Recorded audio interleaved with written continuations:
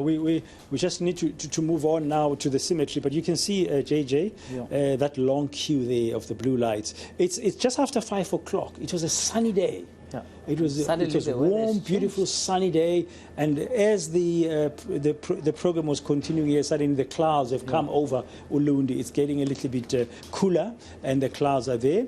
But let's find out what's happening at the cemetery with Manqoba Mchunu. Manqoba, we can see on one of the streets that it's a hill going up. The procession, the motorcade approaching the cemetery inch by inch. What's happening where you are at the moment at the cemetery, Manqoba?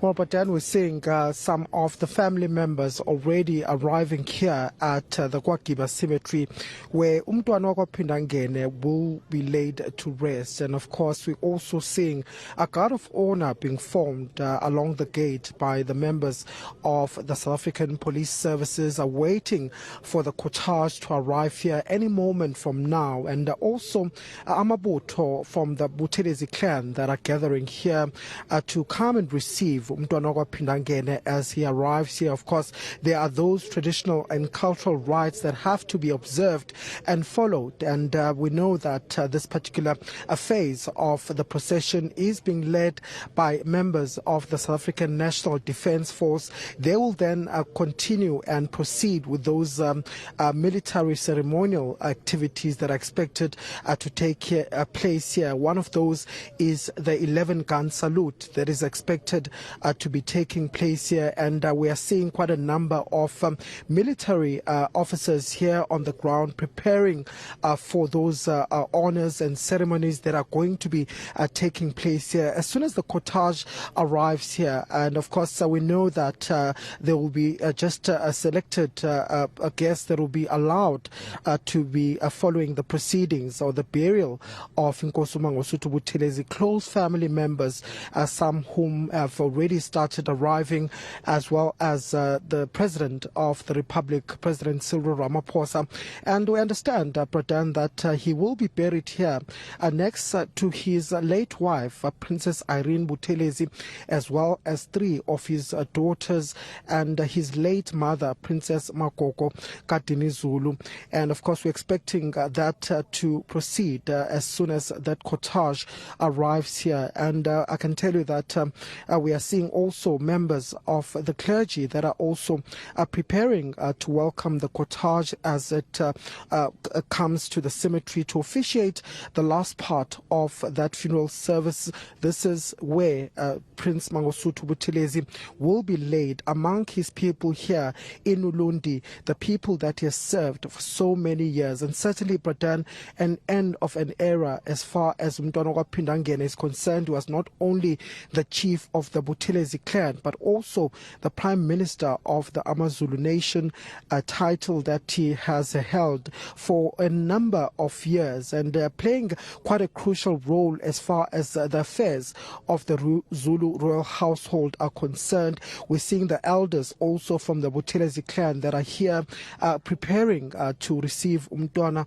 Pindangene as he arrives here. And of course, a lot has been said about Umntwana over the past few days. We've heard from the mourners that have been coming here, Pindangene, praising Umntwana as being the custodian of the Zulu tradition, saying that he had ensured at all times that traditional leaders are given their space and given their respect as well. But also heard earlier on from Nkosi Biela, who was one of the speakers at that funeral service. He spoke about the nature of Umntwana Pindangene, the leader that he was, saying that he was a kind person, he was a humble leader, saying that now they do not know how the issues of the royal household will be resolved with Umntwana Pindangene gone. You'll know that there's still an issue as far as the succession battle is concerned. That matter is also heading to the court next month, and so he does at a time when there are still issues unresolved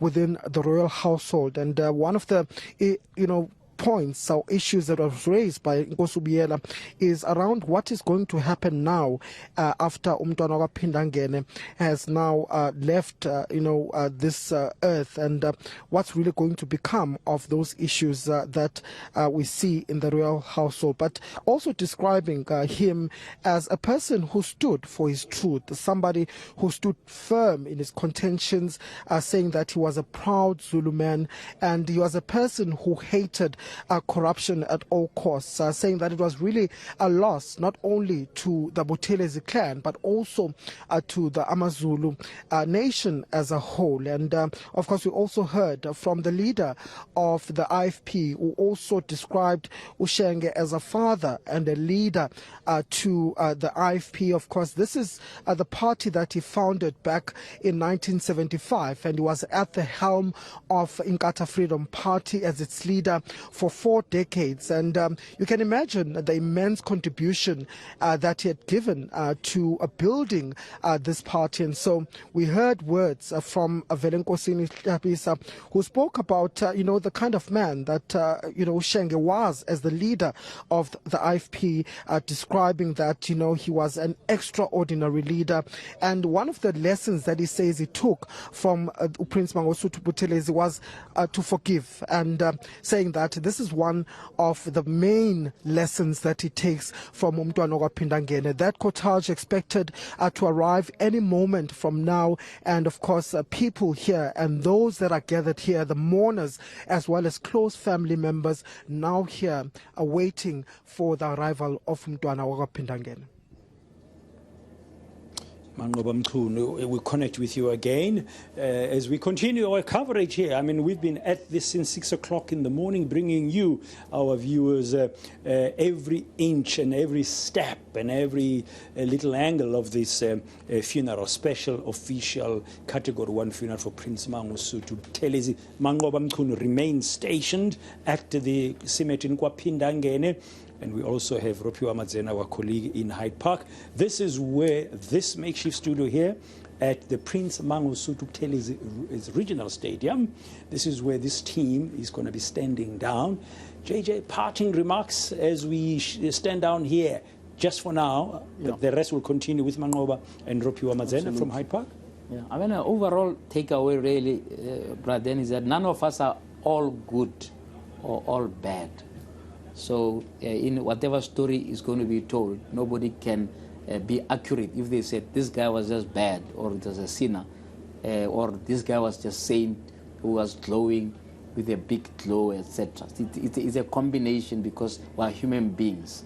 And I think that what is more important is you can't do something wrong if you do nothing, right? So what we need to be taking is to say, wherever you can have influence, do something, right? You are not going to get it all right.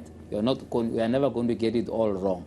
And here is somebody who, with whatever your views may be, has traversed the earth and has done something that he has left behind, which his family can be proud of. Just quick highlights.